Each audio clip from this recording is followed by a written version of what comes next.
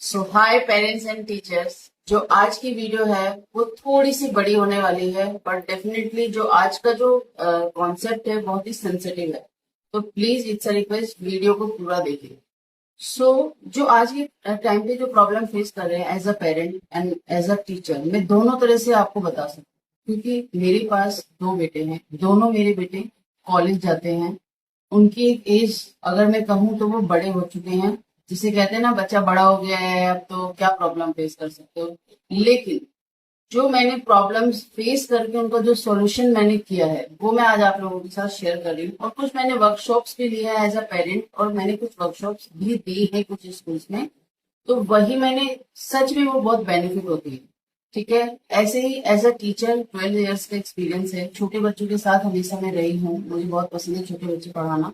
तो उनके साथ भी बहुत सारी प्रॉब्लम्स हमने फेस की है और उनसे हम कैसे दूर हो सकते हैं। सो जो आज का टॉपिक है वो है कि जो बच्चे का बिहेव सबसे सेंसिटिव टॉपिक है। आज के टाइम पे आप बच्चों को एज अ पेरेंट भी कुछ नहीं कह सकते हो, एज अ टीचर भी आप कुछ नहीं कह सकते हो। जैसे ही आप उनको कुछ बोलते हो डेफिनेटली वो उनको बुरा लगता है। और आज के टाइम पे आप देख ही रहे हो, बच्चे एक्शन ले लेते हैं।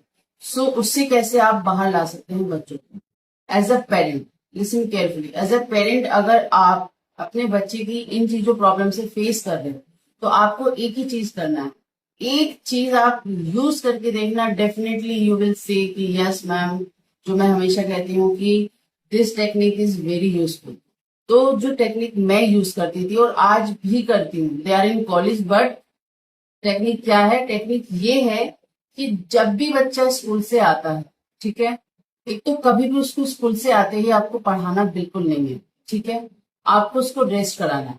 दूसरा टॉपिक, जो दूसरी बात है वो ये है कि आपको जब भी बच्चा रात को सोने जाता है, सोने से पहले आप बच्चे के साथ अपना एक गुड टाइम का एक टाइमिंग बना लीजिए कि इस टाइम मुझे किसी से कोई बात नहीं करनी है। इस टाइम मुझे किसी से कुछ भी, कोई भी फालतू चीजों में टीवी वी सब अपना, आप जब वर्क फिनिश कर लेते हो उसके बाद 10 से 15 मिनट अपने बच्चे के साथ इस तरह से बातें कीजिए कि वो पूरे दिन की हिस्ट्री, स्कूल की, किसके साथ वो बाहर पार्क में खेलने जाता है या वो किसी एकेडमी में जाता है, तो उसमें आप ये करके देखना। आपको जो वो बताना भी नहीं चाहता है ना, वो भी डेफिनेटली बता देगा। तो गुड टाइम बहुत जरूरी है बच्चे के साथ आपको स्पेंड करना। सो गुड टाइम जरूर स्पेंड कीजिए एज अ पेरेंट। आप करके देखिए, डेफिनेटली मैंने ये यूज किया है और ये बहुत ही बेनिफिशियल है बच्चों के लिए। दूसरा, एज अ टीचर तरीके तो और भी बहुत हैं, लेकिन मैंने कहा ना कि अगर मैं सारे तरीके आपको बताने के लिए आज ही बताऊंगी तो ये बहुत लंबी वीडियो हो जाती है। और लोगों का कहना है कि बोलने वाली वीडियो को कोई नहीं देखता है, आज के टाइम पे गाने सुनते हैं ये सब। लेकिन ऐसा नहीं है। कुछ लोग अगर अपनी वीडियोस डालते हैं, ऐसा नहीं है कि मैं, मेरे अलावा भी बहुत लोग डालते हैं, तो अगर वो डालते हैं तो डेफिनेटली उनके पास एक एक्सपीरियंस होता है और सॉल्यूशन होता है। सो एज अ पेरेंट मैंने आपको बताया है कि बातों ही बातों में उनसे सारी चीजें, बहुत से लोग उनको कहते हैं घर पे जाके नहीं बताना है, नहीं, इस तरह से आप ट्रिक्स यूज करिए। ट्रिक्स क्या है वो मैं आपको अगली वीडियो में बताऊंगी। अब एज अ टीचर डेफिनेटली मैंने भी कई बार गुस्से में ऐसा हो जाता है, क्या है, तुम क्या कर रहे हो, तुम कभी कुछ नहीं कर सकते हो, तुम कई बार बैड वर्ड भी यूज करते हैं बहुत टीचर्स। पागल हो गए हो क्या, समझ नहीं आता है क्या? So please change these words. गुस्सा आता है, डेफिनेटली बहुत गुस्सा आता है कई बार, स्पेशली छोटे बच्चों को संभालना। लेकिन अगर बाय चांस अगर आपने ये बोल भी दिया या आपने फ्रस्ट्रेटेड होके बच्चों से कुछ बोल दिया या बच्चे डर गए, हो जाते हैं छोटे बच्चे क्या आज के टाइम पे, बड़े बच्चे भी डर जाते हैं। लेकिन आपको क्या करना है, जब वो स्कूल से जा रहा होता है 10 मिनट्स बिफोर, जैसे छुट्टी होने वाली होती है उससे 10 मिनट्स बिफोर आपको एक रैंडम डेली एक फनी एक्टिविटी करानी है। फनी एक्टिविटी कैसे? जैसे माना सपोज आज मैंने गुस्से में बच्चों से कुछ बोल दिया, लेकिन अब मुझे लगा कि घर जाएंगे तो थोड़े सैड हो जाएंगे। और पूरा दिन ना, आप याद रखना, छोटे बच्चों को जो आप पूरा दिन बोलते हो उनको वो याद रहता है।